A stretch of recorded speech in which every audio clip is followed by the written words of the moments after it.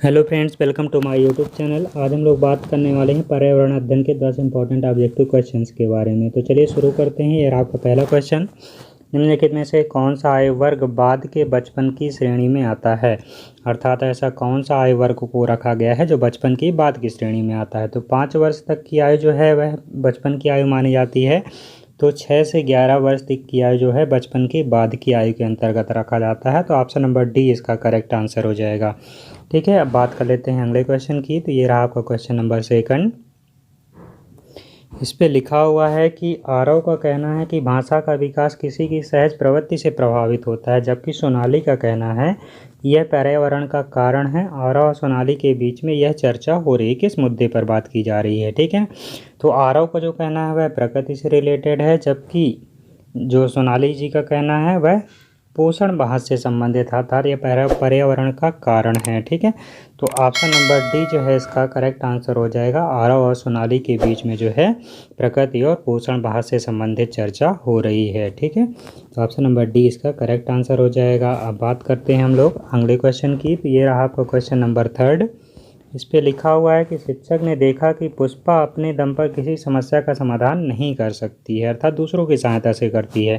हालांकि वह ऐसा वयस्क और सहकर्मी के मार्गदर्शन में करती है, अर्थात उसके साथ में जो उसका सहपाठी या फ्रेंड्स रह रहा है उसके मार्गदर्शन में करती है। तो इस मार्गदर्शन को क्या कहा जाता है जब दूसरों के द्वारा हेल्प से किसी काम को किया जाता है? तो इसे जो है मचान के अंतर्गत रखा जाता है, अर्थात ऑप्शन नंबर डी इसका करेक्ट आंसर हो जाएगा।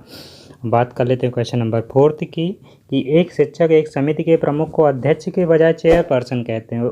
एक समिति का जो अध्यक्ष होता है, समिति का जो प्रमुख होता है उसे अध्यक्ष बोला जाता है, लेकिन शिक्षक जो है, एक टीचर जो है उसे चेयरपर्सन बोलते हैं। तो यह क्या इंगित करता है? यह लिंग पूर्वाग्रह को इंगित करता है, अर्थात ऑप्शन नंबर डी इसका करेक्ट आंसर हो जाएगा। ठीक है, ये रहा आपका क्वेश्चन नंबर फिफ्थ। निरंतर और व्यापक मूल्यांकन आवश्यक है। निरंतर आप कंटिन्यू और व्यापक तरीके से मूल्यांकन क्यों आवश्यक होता है? तो ऑप्शन नंबर डी जो है इसका करेक्ट आंसर हो जाएगा, अर्थात यह समझना कि सीखने को किस प्रकार देखा जाए। जब आप किसी चीज़ की लर्निंग कर रहे हो तो उसको किस नज़रिए से देखा जाए और रिकॉर्ड किया जा सकता है और सुधार किया जा सकता है, उसको किस तरीके से इम्प्रूव किया जाए और उसके अलावा उसमें क्या क्या सुधार किया जाए और उसको कैसे रिकॉर्ड किया जाए अपनी लर्निंग को। ठीक है, तो निरंतर और व्यापक मूल्यांकन के लिए बहुत ही ज़्यादा आवश्यक होता है। तो ऑप्शन नंबर डी इसका भी करेक्ट आंसर हो जाएगा। ठीक है, बात कर लेते हैं क्वेश्चन नंबर 6 की। तो ये रहा आपका क्वेश्चन नंबर 6।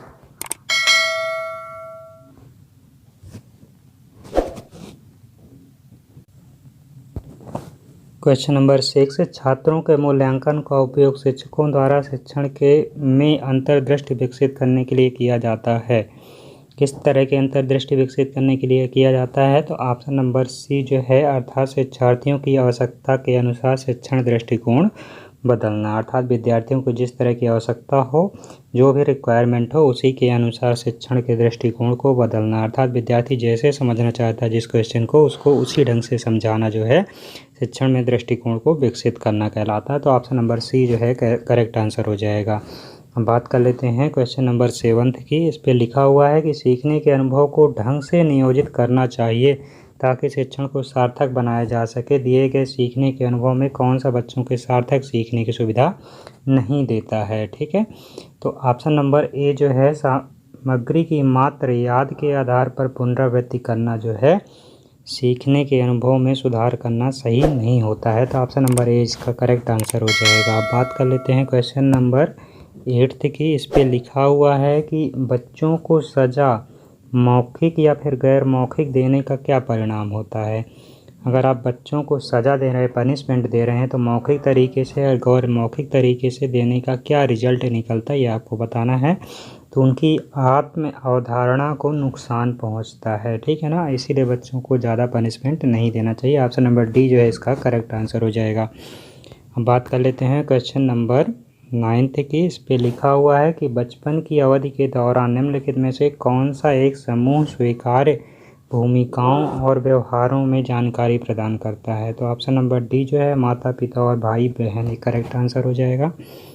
इसी तरह लास्ट क्वेश्चन की बात करते हैं कि एक स्वच्छता समुदाय के बच्चों को उसी के लिए प्रेरित करना, उन्हें प्रतिबिंबित करना क्या कहलाता है?